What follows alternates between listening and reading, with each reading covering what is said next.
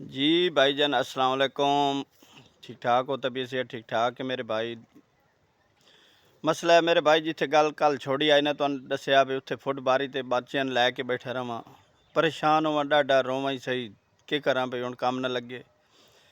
घर वाली मेरी 6,000 का काम करे तो 6,000 नाल 1,500 मकान का किराया भरूं, बाकी 4-5 हज़ार खर्चा हो वञे। 2-3 बंदे नूं आख्या काम दी पारों, कोई आखे यार हाली दसे सूं इं बेहतर ही हूँ। अखीरी सामने थाई कच्ची आबादी रहा मैं वो सामने एक शादी हाल आई तो एक बंदे मेरी गल कराई शादी हाल तो उस आख्या चाचा गल है बई इत्थे काम करें तो सफाई का 200-250-300 रुपये फंक्शन का मिल सी, डबल फंक्शन लग सी तो 500 मिल सी तो 7,000 तनख्वाह ते। मैं आख्या यार तनख्वाह तो घट है, काम ज़्यादा है। उस आख्या बात ये कुछ जिन करना ही तो ठीक है, नहीं करना तेरी मर्जी। मैं आख्या अच्छा यार मेरी गल करा।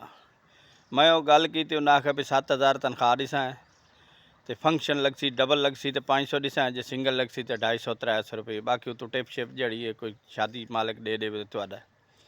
मैं आख्या चलो ठीक है। मैं भाई बिस्मिल्लाह करके ना हुण पेट तो पालना आई, वड्डा बच्चा मेरा आई कोई 10-11 सालों का, वो बाल हैंड ओवर करा हाई रोड के नाल 2 विघियां का भादा ही उत्थे शादी आला रोड तो पारों। बस उत्थे मैं लग गया 7,000 महीना। शुक्र है अलहमदुलिल्लाह, मेहनत की मेरे भाई तो मेरा हाथ सुखा होंदा गया। 5-6 हज़ार 7,000 मेरी सवाणी लाया वे, 6-7 हज़ार मेरा हो वने महीने बाद ना। भाई इतना खुश हो गया भाई मेहनत दी पारूँ मैं न घबराया। उस तो हट के सफाई करा, जब ना ही फंक्शन होवे तो डेली वन्या, सुबह 2 घंटे लगन 3 लगन साफ सुथरा करके आ वन्या।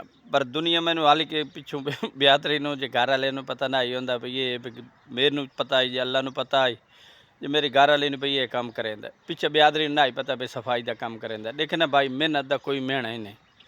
तो बच्चों के पेट पालन वास्ते ने मेरे भाई भावें जो करना पवे ना उस लिए बंदा मजबूर होंदा। शुक्र है अलहमदुलिल्लाह, रब तला इतना बाड़ा बरा 14-15 हज़ार का हो वने। ये बच्चे खाण जड़ा बच्चे खाना शाने लाया मैं, बच्चे बड़े खुश हो गए। अल्लाह ताला ये हिम्मत दी करेंदे रहो से मैं दिलों ही खुश हो गया। तो अगली वीडियो तो भाईजान दसे सूँ पे अगली वीडियो तो के होया साढ़े नाल ठीक हो गया। अस्सलाम वालेकुम भाईजान, दुआवां याद रखा है, लाइक फॉलो सब्सक्राइब कर दिता करो। एक भाइयों का आसरा होंदा है फारिस अल्लाह, जिन्हों चाहे इज्जत देवे जिल्लत देवे अल्लाह के हाथ च। इंसान मेहनत कोशिश पूरी की रखे तो अल्लाह ताला इज्जत देंदे मेरे भाई। ठीक है, अल्लाह हाफिज़।